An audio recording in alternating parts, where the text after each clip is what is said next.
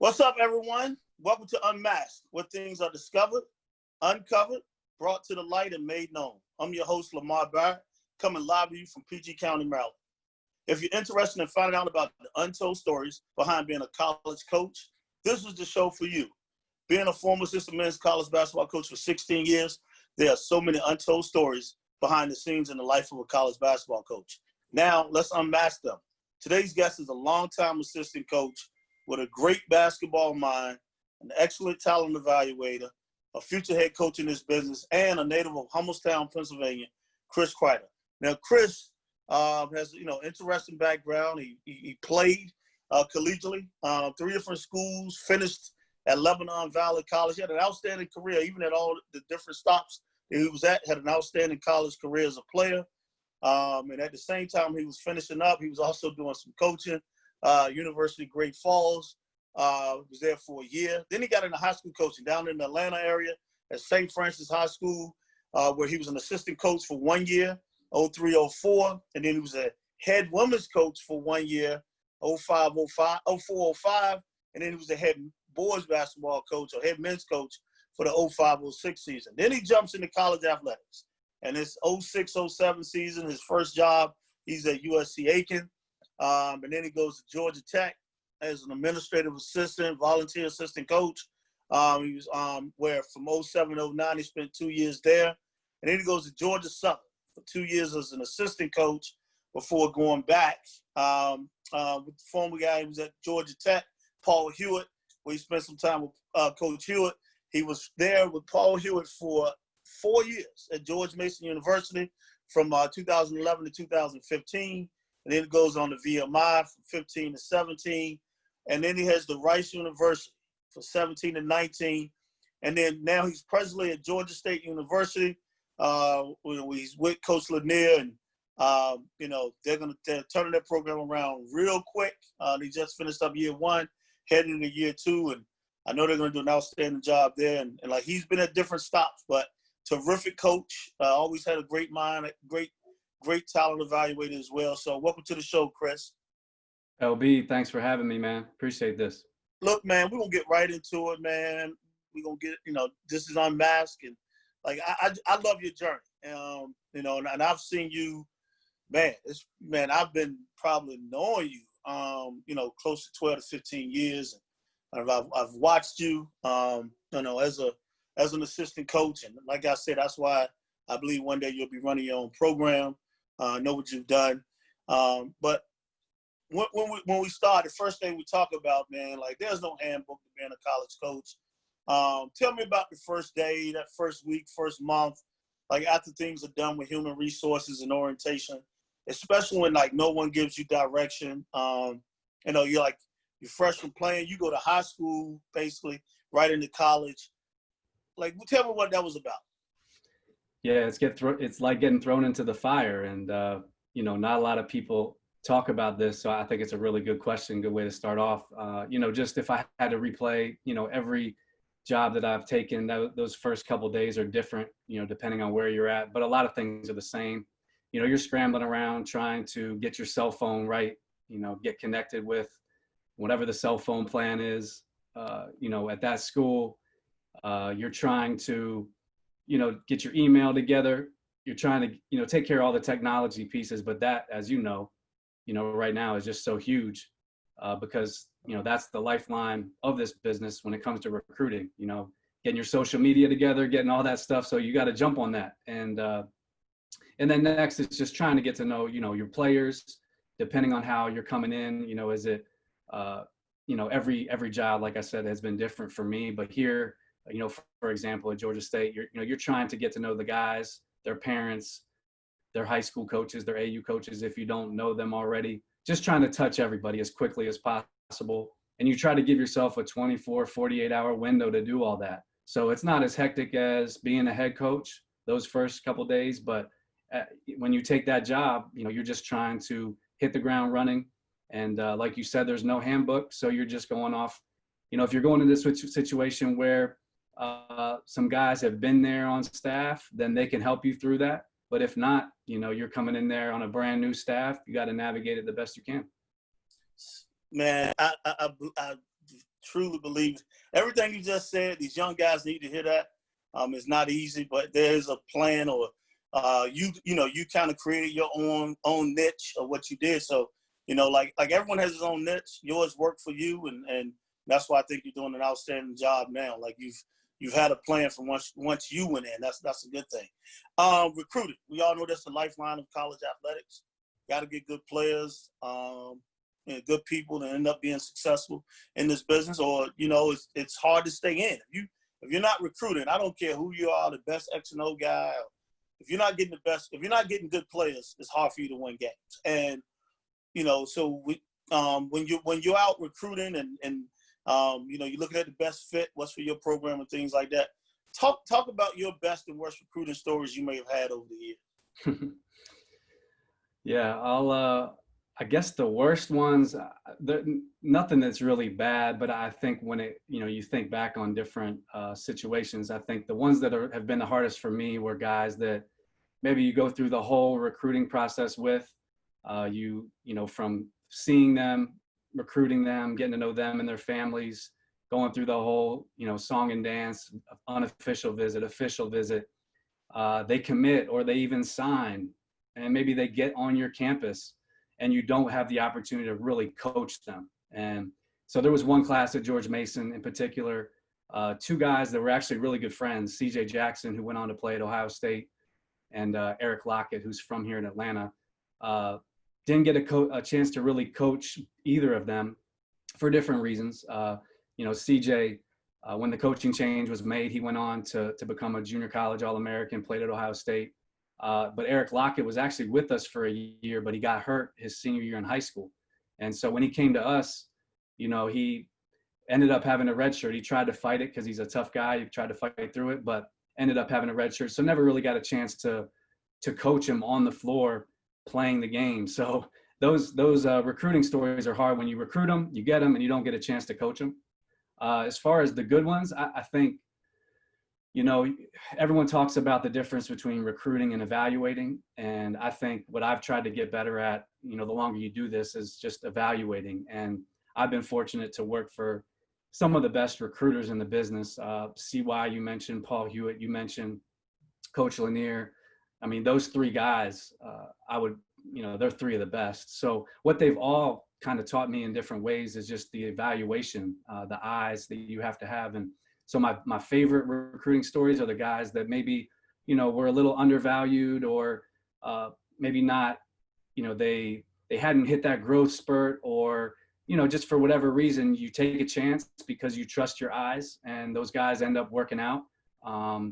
Those are my favorite ones. We could go through and talk about exact situations, but I learned early in my career, I made some mistakes. And so what I've tried to do is learn from those mistakes to where I'm not writing off a guy if he's a little thin or wiry. If he can really shoot the ball, that translates. So you got to take that kid. Or if a kid that maybe was, he's 6'3" now, but he was 5'11" last year, so he's growing. So you take that kid if he checks all the other boxes. So those would be my favorite recruiting stories. Awesome, man. Like, we know this business, man. It's nonstop. It's 360 days out the year. It's 12, 15-hour days. Not just in the office, but you're on the phone when you get home, or you got to figure out time that, when you're going to make those recruiting calls, or, other things that happen all the time. It's really not your vacation doesn't really be your vacation, because you are, you're trying to set up things to get kids on the campus. You're always trying to sneak in a call here and there. Like, even though your wife might be like, it's our vacation, but you figure it out. And, yep. But like, especially you got a family, your wife and daughter, like, what did you have to give up or even sacrifice, man, achieving your current level of success? Yeah, all those things you said, those are all real. Those are things that we have to do on a daily basis. So I think this biggest sacrifice is time.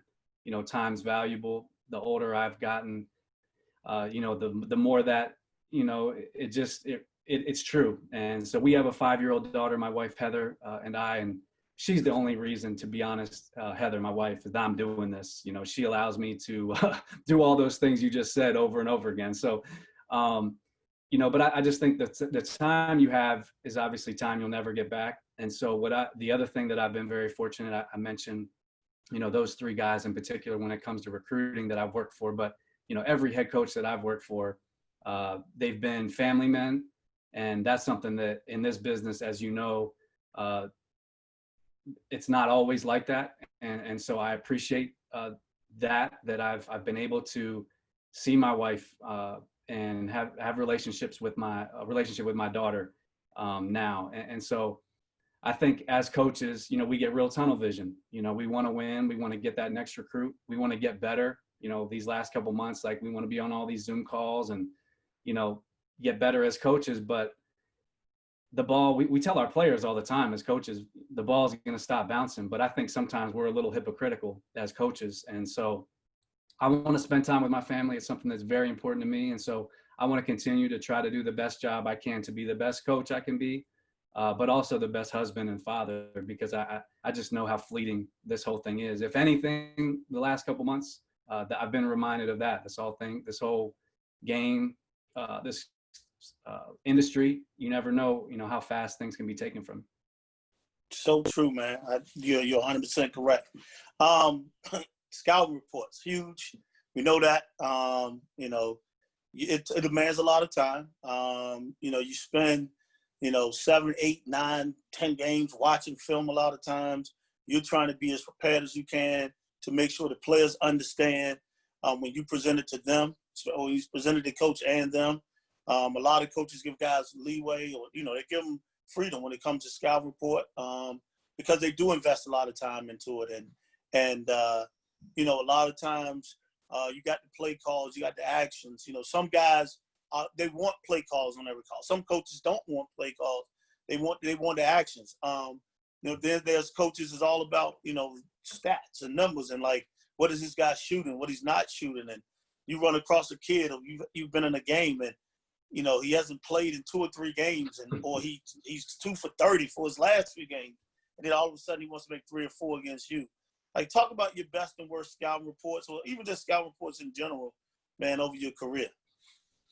Yeah, you know, I think it's just like recruiting. You, with time and experience, you develop your niche and your feel for that, of how you are as an assistant, how you work best, what your workflow is, whatever job you're at, what support staff you have. You know, do you have a video coordinator? Do you have a GA that can help you with, you know, chopping stuff up? And if you don't, okay, well then you better do it yourself. Then you better work ahead, and you're always working on the next scout, but you're, you know, thinking about the next one coming up after that as well. And then in between all that, you're recruiting and you're getting your guys better and you're making sure they're going to class, all that stuff. So scouting is one of the a major responsibility for an assistant coach, but I think it really goes back to what you said. What is the head coach looking for?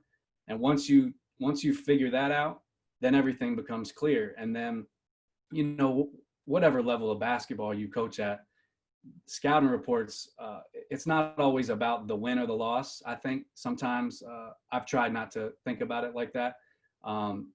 I've tried to look at a successful scouting report is when the players, they can understand what you're telling them. You as a coach, you're clear and concise, and you're not giving them too much to where they're out there thinking all the time.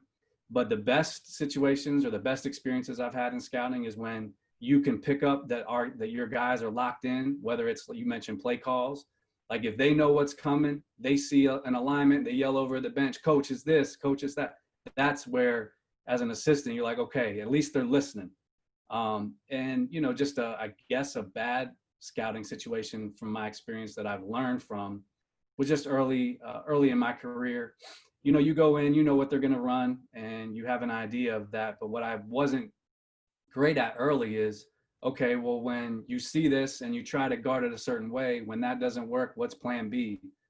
And if that doesn't work, what's plan C? And so just having an answer, because, you know, the worst thing you can do as an assistant is just state the obvious, like, coach, we're not guarding that right. Or, okay, well, what do you want to do? And so I didn't do a good job of that early. I've tried to get better at that, you know, just present the answers and the solutions rather than just stating the obvious. So just being ready, if whatever you're going to do, defensively, let's say, doesn't work the way you wanted it to, be ready with something else in a hurry. Love that answer, man. I love it. You know, in this business, man, you in it long enough. It's tough. It's not easy for anyone. I hope people understand that. It's not all the, you know, shiny suits you see on TV, and, you know, like everybody thinks like, oh, they just show up to the game and, you know, they coach and, you know, they win or, you know, they lose. Like, and they think like in high school, you can be a teacher and be a coach and lose and still going to have your job because your primary job is teaching. And coaching, that's not the case. But talk about your biggest challenge you may have experienced since you've become a college coach. I would say it would have to be, you know, when we got let go at George Mason, that was definitely a challenge, something that I was told when I first got into coaching. You know, older guys that I've worked with would be like, you sure you want to do this, man? You sure you want to do this? And you know, in this profession, we all know that's most likely going to happen at some point. And then when it happened, it was one of those things where, yeah, it was hard for us. You know, my wife and I were expecting Livia. She was on the way, and yeah, not having a job, we had to, you know, figure it out. But what we tried to do is just go day by day with it, see what doors opened. You know, my process was, you know, I talked to people that had been through it and tried to get advice from my mentors and people that knew how that process, you know, usually went, and went after a whole bunch of jobs, didn't get them. Was starting to try to figure out, okay, what else do I have to look at doing just to pay the bills? You know, trying to be a responsible husband and father, but future father. But it just turned out, and this is the one thing about this business, it's all about timing. And so back to the Lebanon Valley, one of my assistant coaches there, Chris Rogers, who's now the head coach at Marymount University there in DC, you know, he just called me and said, hey, you know, Dan Earl at VMI is having a hard time filling his staff. Would you be interested in talking to him? And that, you know, I didn't do anything. I got a call. And so what that, it showed me and taught me was that, you know, you can never forget that you're always being evaluated, and you have to maintain relationships. And, you know, there's going to be times when you're going to need other people. And for me, I know that God, you know, opened that door for me because like I said, I went after stuff, didn't get it. And it was just a fluky call. But now, you know, I owe Coach Rogers, I owe Coach Earl. He threw me a lifeline, you know, those. So going through that in this business, man, like I think that when you go through that, you learn a lot about yourself, you learn a lot about the business, you learn a lot about others. And, you know, for me, I wrote everything down in a notebook and I look at it at least once a year. Someone told me to write stuff down when you go through that. And that helps me a lot, you know, just kind of think back and make sure I don't forget that stuff. Man, well, we got to give a shout out to Coach Rogers, man. I love Chris Rogers. He checks on me all the time. So he's a really good guy, man. He definitely is a really good guy. Like Chris, like I said, I've been knowing you for a long time. You're a guy that's about business. You come in, you do your job. You know, when you come in and you know, you're very cordial. You speak to everyone, but you know, you still got to do your job, and you do that well. And so sometimes people, you know, they misunderstand. But do you ever find that there are things about you that people might misunderstand? What are they? Yeah. It's a great question. I think, I hope I'm not misunderstood. You know, I really take pride in not being misunderstood. I think in this business, we spend so much time together as coaches. You know, we see each other throughout the whole calendar year more than we see our family. If you add up the hours, it has to be more than we see our family. And so I think I've always looked at it like it's on me, it's on each of us to make sure that, you know, we know what it takes we're trying to win. We're all, you know, moving in the same direction. And there's going to be times where, you know, whether it's in the middle of a game, emotions are running high, or, you know, or not. In recruiting, you know, you have to be on the same page with your staff. There's just so many facets of what we do because we do so much and we do so much together that sometimes, yeah, people are misunderstood.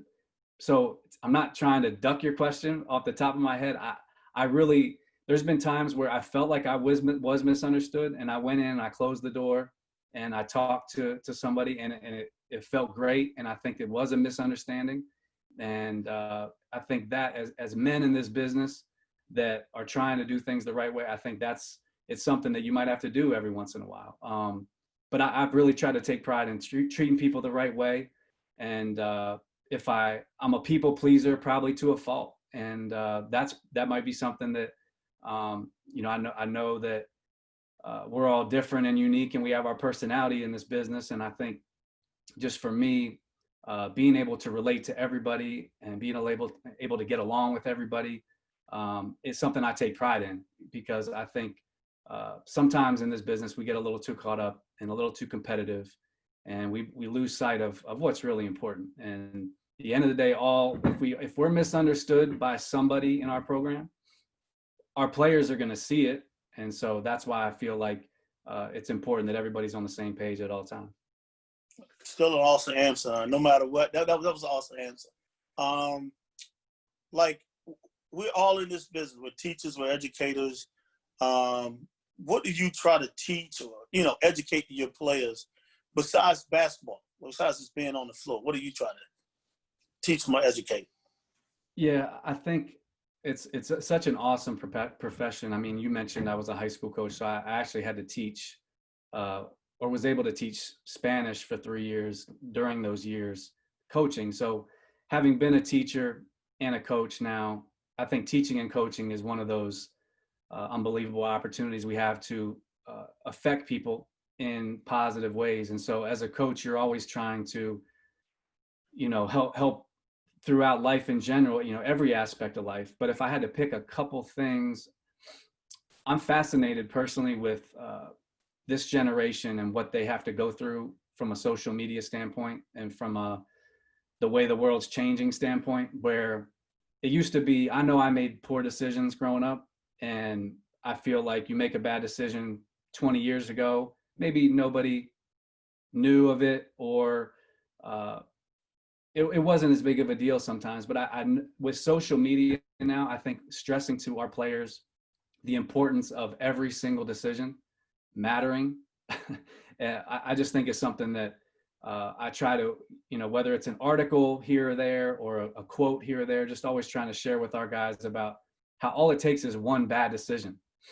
You can, do the right thing, do the right thing, do the right thing, do the right thing. And one bad decision can cost us. And that would be one thing. And then the other thing I would say is just always trying to make sure our guys have a perspective. I think sometimes, like I was saying about coaching, I think players, they love basketball. We all love basketball, but the game's going to end at some point. And so if we don't do our job as coaches to make sure our guys are taking advantage of getting an education, right now we're talking to our guys about registering to vote and all these things that they need to be doing as citizens, as young men. I think that's our job as coaches, to make sure that they don't lose sight of those things. So true right there. What are your best and worst memories in coaching? My best memories are 100% all the people that I've had the chance to either meet, work with, coach against. For sure, that's my favorite part. Through this whole pandemic, it's reinforced how, you go through these months where maybe we weren't in the office all the time, but I didn't miss the office or the gym or the physical buildings. Like, I miss the people. And whether it's our players, our coaches, our support staff. So I think for sure it's about, it's the people that I've had a chance to meet. And then, just thinking back my whole life, my best friends are the guys that I played with or played against. So I think just the game of basketball, that's my favorite part about it. I would say the toughest part, you mentioned, what do you sacrifice? I think that's, if I'm being honest, it's a passion of mine that when I first got into coaching, college coaching, there was some different rules. You could call guys once a week. And now it's progressively gotten to where it's a 24/7 operation, like you said, and throw social media in there. Like, if you want to be doing something every single minute of the day and never sleeping or eating, you could do that, and you'd find a way to do that. So I think the hardest part or the toughest part about this for me is just always trying to maintain that balance. And, so not that it's a bad thing, but, if you want to be a good father and a good husband, that takes time. But if you want to be a coach, that takes time too. So I think all that stuff, part of this profession, that's the toughest part, I guess, for me. I'm gonna ask you this. Like, this is a little interesting. What is the strangest thing a player has done? Strangest, weirdest, could be craziest thing a player's done outside of the basketball court. Ooh, strangest thing, man. Yeah, you got me on this one. I'm not gonna lie. Yeah, I think one of the funny ones every year it's not really strange because they're coming, but whenever you get a dude that's really good at impersonations, and you walk in the locker room and you overhear, a couple of guys talking like your head coach, or maybe it might be talking like you, or saying, they're not strange because they're coming at some point, but those are always the funniest, dudes that you spend so much time together, they get your mannerism down and they start going in. If it's a certain kind of guy, they're going in on you. and that's always the fun part. I like those too, because guys are talented, very talented. It's not just always the basketball part, but they're very talented. And I'll ask you this question because, like I said, I mean, this is how I feel. You got a chance to be a head coach one day. I know you've worked with some terrific guys. Now, let's say this happens. You have a chance to get your own program, and you've met with School A, and it may come down to it's time to offer you a job. Like, what type of school? Not saying a school, but what type of school lines up with what you want from a program? What type of school? Like, what are you looking from administration on down? What are you looking for?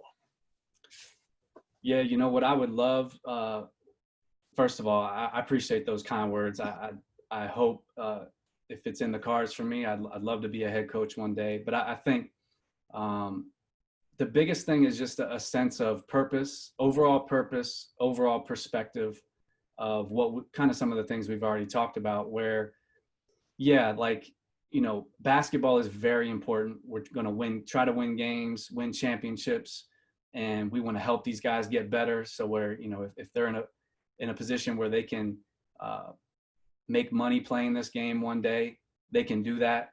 We want them to get a degree first and foremost. But putting all that stuff together, to me, all of that has to be aligned, and everyone has to be on the same page and share that common vision of how we're going to go about doing that, because it takes a village. That's one thing I have learned over the years, is everybody's got to be on the same page. And that goes from the head coach to the assistants, to the trainer, to the strength coach, to the AD, to the associate AD, and to the president. Everybody's got to be working together, and nobody can care who gets the credit. And, I would love to be in a situation where all that stuff is valued, and doing things the right way is important to me. I mentioned I work for guys throughout my career that were family men. I've also been fortunate to work for guys that have never asked me to do anything unethical, and that's something that I value. And so doing things the right way, graduating our guys, helping guys improve as players, winning games, and keeping a perspective through all that. And I think there's enough examples around there of around our game of programs that have done that. And so as a coach, as an assistant coach right now, those are some things that are important to me. Winning is what we're trying to do, but we have to do it with a certain level of integrity along the way. I like that. Like we always talk about the big wins, and it could be part of it. What's the biggest accomplishment you have experienced since you have become a college coach, or you've been in college coaching?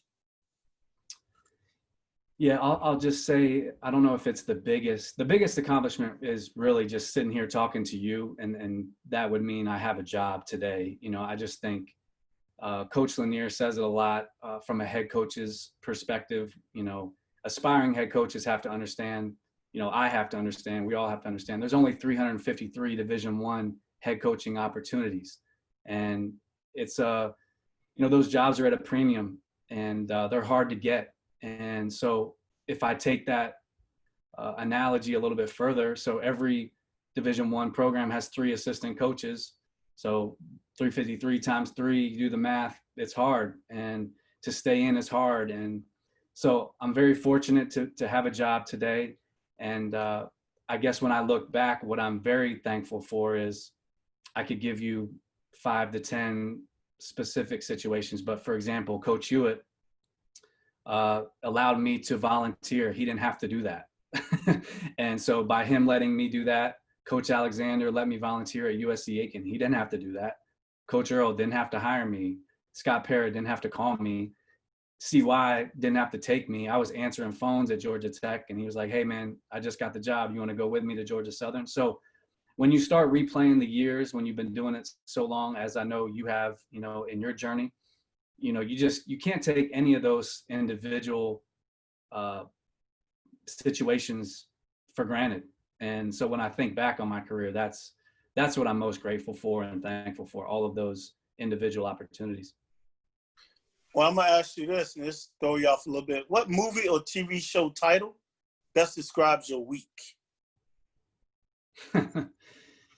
Yeah, I don't watch a lot of movies or TV, but we have Heather, whenever she's watching something, I'll, to spend time with her, I'll watch whatever. So the only ones that come to mind are those reality shows. So let's say Survivor, Amazing Race, just because I couldn't tell you what the narrative in those shows are or what they're really doing. I just know it's chaos. I know it's a little bit of, you running around and doing different college things. Basketball. Exactly. So yeah, I'll say it's one of those, but I mean, as far as watching shows and movies, I'll admit I don't watch a lot of them.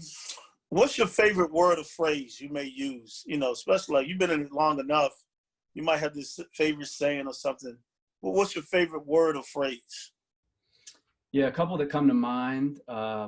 We say next play a lot. And I think in life, when you get let go or you don't get a job or, anything negative happens in this profession, on the court, next play, we say to our guys, well, we as coaches got to live by that too, just on to the next one. And then something, Dan Earl at VMI used to say this a lot, everything matters. And that was kind of, one of our values there at VMI. And I think that's so true, just everything we do. And we tell our guys, whether it's academics, whether it's, the decisions you're making in the dorm on a Friday night, just everything matters. You only get one reputation, and you got to protect it. So I would say those two. Yeah, what I've tried to do from all the guys that I've worked for is take a word or two, because I think that's the fun part about this too, when you get to steal from other coaches, and start adding to your bag a little bit. Yes, sir. You're 100% right. What's the best piece of advice you've ever been given? Yeah. So I guess the one thing that it was kind of, I thought it was small at the time, but I had to make a decision back to Georgia Tech. So it was kind of a weird story, but Coach Hewitt said, yeah, come, he was hiring Anthony McHenry as a GA because I was going after a GA spot, and he was going to hire Anthony McHenry, and rightfully so. And so I was trying to get into college, but there was one other opportunity I was going after, pursuing. I went back to Coach Hewitt and I was like, Coach, my wife's from Atlanta. I'll do anything. I'll volunteer. I mean, if you'll have me, I'll just stay here and I'm going to take this and do whatever you need me to do. And it's funny, he said, okay, sounds good, and kept walking. We were in the middle of camp, so I didn't know if that was a yes or a no. But one of his assistants said, man, he said it, let's go, come on. But somebody in the process of comparing what I should do and trying to get into college coaching between volunteering at that level and maybe another opportunity is just get to the highest level that you possibly can, if you want to get into college coaching, do it, because you're going to be surrounded by extraordinary people at different levels. And the higher level you go, whether it's an associate AD or an assistant coach that might be up for a job sooner than later. And so I look back at my career, and I'm sitting here today because of a lot of reasons as an assistant coach, but Coach Hewitt allowing me to volunteer allowed CY to feel comfortable with me to take me to Georgia Southern. And now that I look back, you know, CY used to always joke about when we first went to Georgia Southern. He's like, man, you got a lot of people mad at me. And now when you hire a staff, I know how hard it is to hire a staff now, being in it for so long. And so now when you just put all those things together, the one piece of advice was take Georgia Tech, even though it was a volunteer spot. And now that was the best advice, because if I would have taken another opportunity that maybe would have paid a little bit of money, I wouldn't have been in the situation to get the next job. And so I just see why I said so many things, you know, that over those 2 years working for him and then the 2 years working with him at Georgia Tech, that, you know, you put things together, he knows what he's talking about. Yes, he does. He does know what he's talking about. Chris, what does success mean to you? On the court, it's winning. And on the court, it's helping guys get better. You know, it's seeing a guy his sophomore year doing things that he couldn't do his freshman year, and kind of, you know, those type player development improvements. But then just bigger than that, to be honest with you, is just when guys graduate or they're, you know, they move on, you move on. When you stay in touch with guys and they're calling you 5-10 years from now, they're in town, they're stopping by, they're hitting you, coach, how you doing? How's your wife doing? How's Livia doing? You know, those little things, that's success, because I just think for all of us, you know, the reason we coach are those things. You know, as much as we love winning games and helping guys get better, if we're honest with ourselves, it's about helping guys and developing relationships with guys, and that's true success.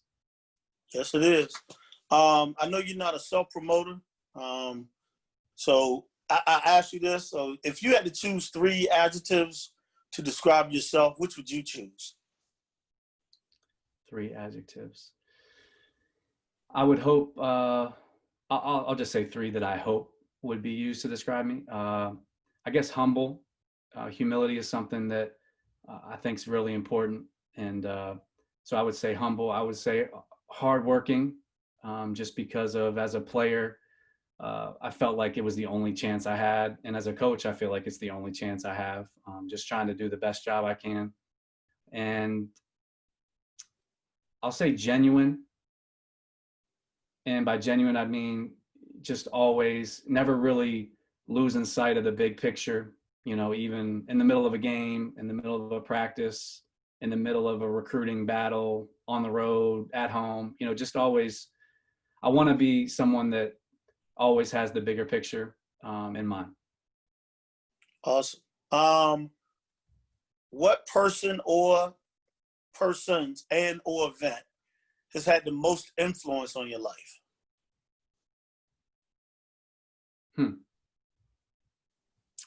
Yeah, I'll just that's interesting. I'll say bigger. So long story short, my parents were missionaries. So I grew up in Colombia, South America for 5 years. That shaped my worldview, and I'm thankful for that. So I went to a boarding school there, was able to live in that country, learn Spanish, which enabled me to get a Spanish teaching job to go with the coaching job. So it's helped me professionally a little bit. But just seeing Colombia at a young age, and what, you know, coming back to this country and kind of seeing some things that we might take for granted. So I just think from my own personal worldview, it was something that I'm thankful for. I'm thankful that I got a chance to see what I saw in Colombia growing up, because I think hopefully it's made me who I am today and can help me become, be a better coach, be a better teacher, be a better father, be a better husband. But I've definitely drawn on that, you know, even little ways, you know, whether it's recruiting internationally, being able to speak Spanish helps. But just bigger than that. I mean, it's more than that. It's about just having seen the world from a different lens. I'm very thankful for. I'm gonna ask you this: how has coaching affected your life? coaching affected? So you asked what the biggest, what